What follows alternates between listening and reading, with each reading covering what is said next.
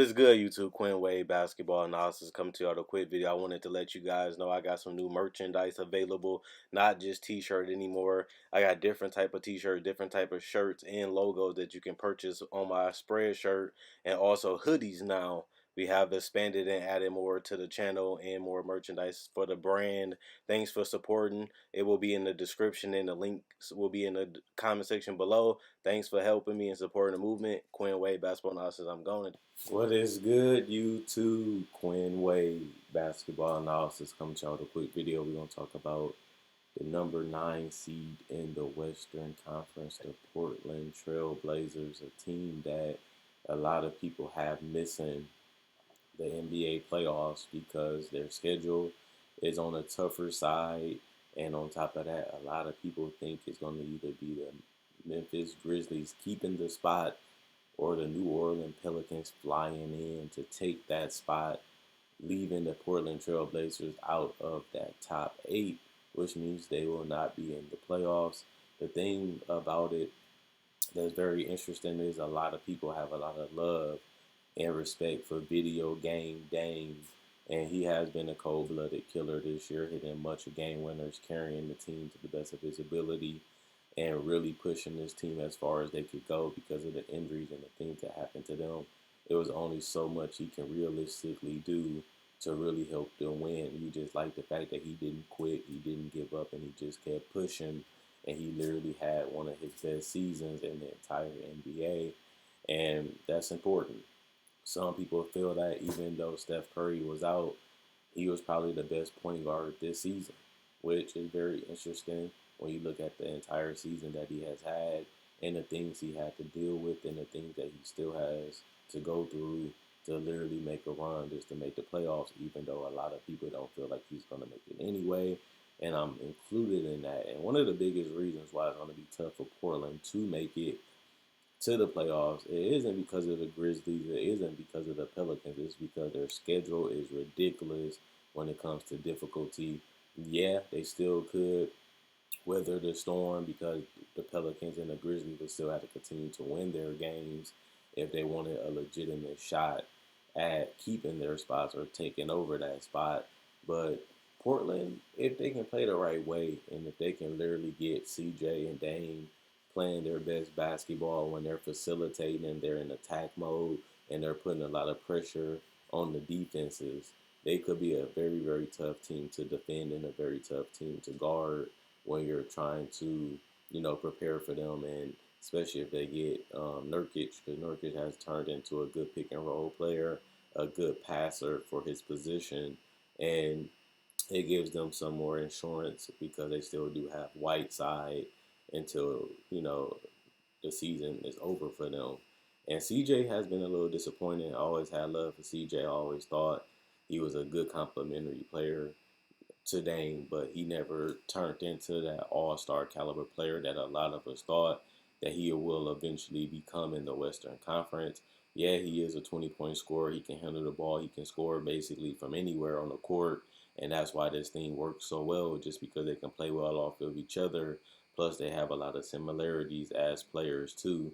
So, in my personal opinion, that's one thing that makes them one of the most interesting teams is if Carmelo and Dame and them can really get it together and their bigs can play well off the bench and on the court, and somebody on this team can get hot, whether it's Anthony Simons or maybe Carmelo really wants to be there and really want to play his best basketball, they're going to need somebody to really step up in a major way if they want to make this thing really count and if they want to make this thing really make sense for them, because the odds are stacked against them to get this far. The odds are stacked against them to even be in a position where they can fight for this playoff spot and actually still make the playoffs. So even though a lot of people doubt them and a lot of people don't feel like they can get it done, it still is going to be interesting to see what Terry Stotts and his backcourt can really do. Because I have been a fan of breaking them up, not because they're not good, it's just because they are owed so much money.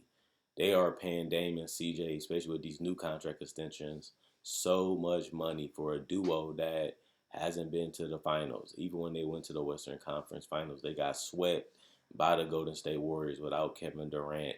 And it just makes you wonder if you're going to pay these two guys a significant amount of money, and even this year they just wasn't good enough to make themselves a legitimate playoff team without having to fight for the spot, it just makes you wonder how far this duo can take you. And even if they do take you far, like we seen last year, can they take you to a championship together?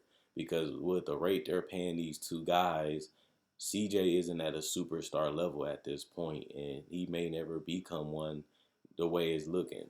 And if you're going to pay him over 100 million, and you're going to pay Dame over 200 million, it does make you question if they do get a third guy, who can really fit on this team and how financially can they get this guy on the team. Because remember, they're paying Nurkic too, who is an integral part of this team and really sets the screens, helps them get their first step, help them get their spacing so they can knock down threes and jumpers off the dribble, and sometimes even give them a good enough screen so they can go downhill and hit a floater, or even go to the paint and get a layup or a free throw. He's essential to this team, and he showed that this year because Whiteside just didn't have the overall impact that Nurkic usually does. And the fact that their role players are getting thinner and thinner, and they're relying a lot on a lot of younger players like the wings and the guards, and a lot of these guys are improving, and a lot of these guys have, throughout this season hasn't been consistent or reliable. It just doesn't look good for the Portland Trailblazers at this point, especially because you know that they have to do whatever it takes to get to that eighth spot.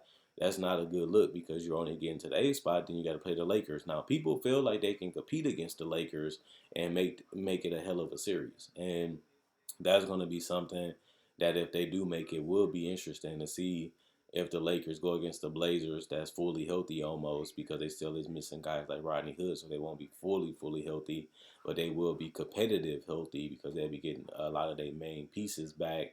It does make you wonder how far can they push the Lakers if they do get to the eighth seed. I still think the Lakers are the better team. I do feel like the Lakers do match up well against a team like Portland, and they could cause them some problems. But with Dame, some people respect him so much that they feel like he is a guy that you can depend on, you can rely on, and he can get the job done, even though, he hasn't really had enough legitimate help for a long period of time to make a, great push to get to the NBA Finals. So I don't blame Dame for not getting the Blazers to the finals. I don't blame Dame for help not making them in the playoffs already. It just, things happen, situations happen, and you only can really go as far as your teammates. Dame can play 32, 33 points per game like he was doing at one point, but if your teammates ain't defending, if your teammates not knocking down shots when they open or creating shots when you give them the ball, you only really can do so much individually to help your team win. And that's one thing I really want to see. Is CJ going to be remotivated? Because he had a solid season. He just didn't have the season that they needed him to have for them to be able to be a more dynamic and more tougher team. And he did step up a little bit when Dame went out. But when Dame, comes back, will he still have that mentality to take over and be hungry? Or is he going to go back to that second fiddle role where we don't know what the type of CJ that they're going to get? And even if they do get a solid CJ, is he going to be good, great, or excellent to really be getting the best out of this backcourt and the best out of this team?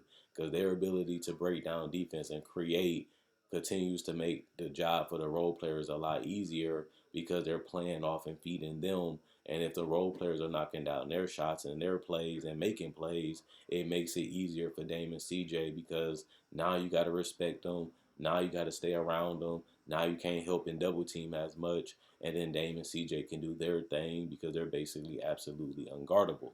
So I do want to see what type of Portland that we get in the playoffs. Is it going to be the best Portland? Is it going to be a shell of themselves? Or is they even going to show up? Or is Dame and CJ going to show that they still one of the top five backcourts in the NBA, and then they go out there and play their best basketball that they have, yet to play together this season, and then that's enough to really beat any team that's in their path? Or will they just do good enough and basically force the game because Memphis are the Pelicans? don't play as well, and they take advantage of it and get within those games and get a chance to knock them out in those two play-in games, and things just work that way.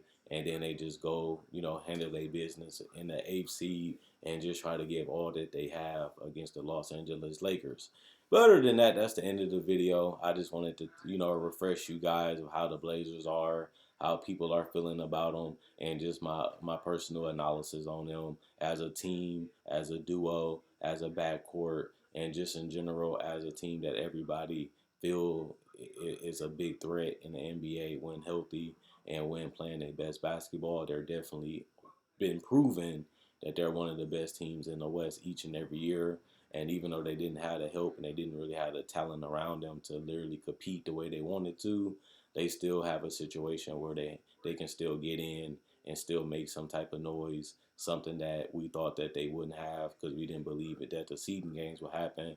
A lot of people thought that they should go 1 through 8 and just start the playoffs, but they still do have an opportunity to make it, extending a streak as a backcourt making the playoffs, and they still have a lot more to prove as a duo as they haven't really got the job or got really close to getting the job done. But this is a pride thing. You really want to make the playoffs. You really want to show that y'all are better than what y'all shown. Y'all really want to end the season the right way, and I think that that's going to be burning inside of them, hopefully, to get them to play the best basketball that they have done this year. Other than that, check out my website, analysisplayground.com. Link in the description comment section below. Check out my Facebook page, analysisplayground.com. Link in the description comment section below. Like on Facebook to show support. Like this video and share it. Helps the channel grow. Thanks for everybody that likes. Thanks for everybody that share. I love and appreciate it. It's a little thing you guys can do to help me out. Also, I make videos just like this if you're new to the channel. So if you like discussions, you like breakdowns of rookies, players, and legends, and also breakdowns of summer league players, even the stars in summer league, and also just season previews, trade deadline, NBA playoff predictions, which will be coming up, and just general discussion about basketball each and every day. This is the channel for you, as I do try to make a video every day about a variety of different topics throughout the week and throughout the month and throughout the year. So don't forget that. Other than that, it's Friday. Enjoy y'all weekend. I'll be back with another video on Saturday. And let me know what you guys think about the Blazers. Are they in? Are they out? Are they overrated, underrated? And are they good enough to make it to the 8th spot? Whatever you think, let me know in the comment section below, as I do read every comment. Quinn Wade, basketball analysis. I'm gone. Enjoy the rest of y'all day.